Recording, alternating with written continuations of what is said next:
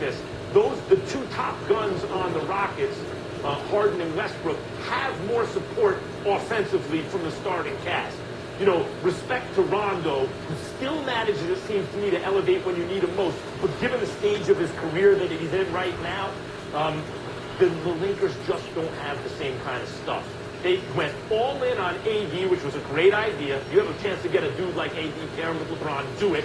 Look at their record in the regular season. Look where they are now. But it means, because you know what you're getting from LeBron, LeBron's one of the all-time great clutch performers. It means AD has to match him. AD must dominate. If he does, the Lakers have a chance. If he doesn't, they don't have a shot. Well, let me tell you this. Let me say this before Richard Jefferson gets in here. You would have a point max if Russell Westbrook is playing the way he's supposed to be playing.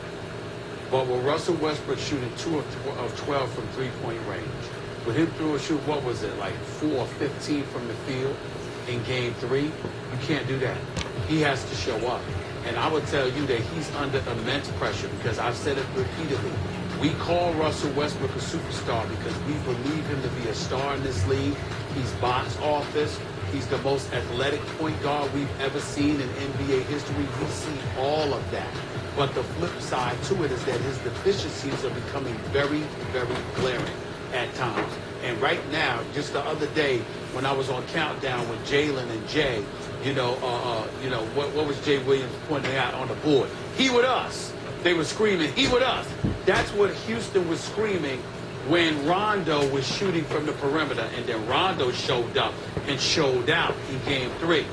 But guess what? The Lakers can easily be screaming at Russell Westbrook those very same words, because even though he'll take it to the rack and yank it on you, if there is a way to neutralize him from getting into the paint and force him to take perimeter shots, well, how much of those is he going to make?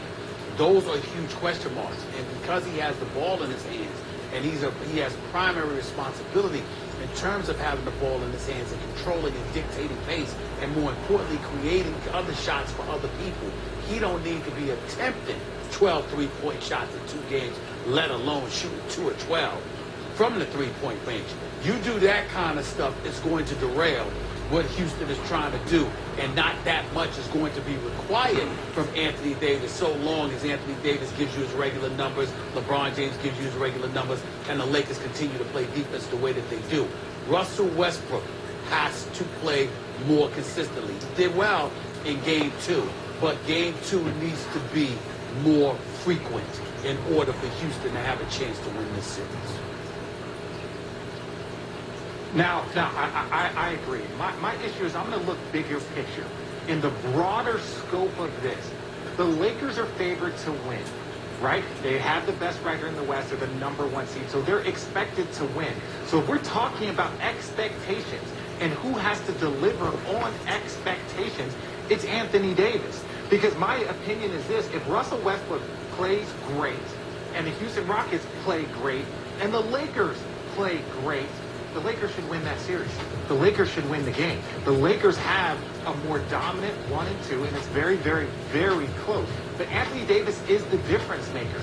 Now, if Russell Westbrook goes 5 for 12 from 3, and it's a close game, but Anthony Davis does his 38 and whatever, 38 and 15, they're going to be like, look, we had no answer for Anthony Davis. They are a small team. They have P.J. Tucker guarding Anthony Davis. Every time he shoots a 15-foot fadeaway, then that's a great job by the Houston Rocket defense.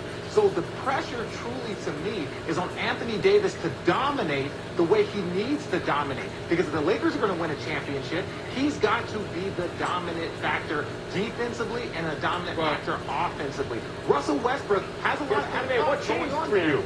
But let me. I want to throw this question to both. It's the playoffs said of all the pressures on AD. Yeah. Well, listen, I said that into the playoffs, but when we got to this particular round, I brought up Westbrook for a reason. Because I keep reminding y'all, he ain't been out of the first round since Kevin Durant left. And to address your point, Richard, here's the deal, and I think this is important, and I'll throw this at both of y'all. As important as AD is, we find ourselves talking about LeBron James when the subject matter is the Lakers, no matter what. One of the preeminent names in basketball that everyone talks about is Russell Westbrook. You're talking about Anthony Davis because of his talent, and what he brings to the table and the level of impact he can have on an outcome. But in terms of who's going to be discussed, when we talk about pressure, excuse me, if AD is sitting up there dropping his points, that's one thing. If Russell Westbrook duplicates his performance from Game 3, you don't think that's going to be a huge, huge part of the discussion when he's getting paid over $200 million? When they traded Chris Paul to acquire him and all of that other stuff? You don't think that's going to happen? Of course it's going to happen. You're going to be talking about it.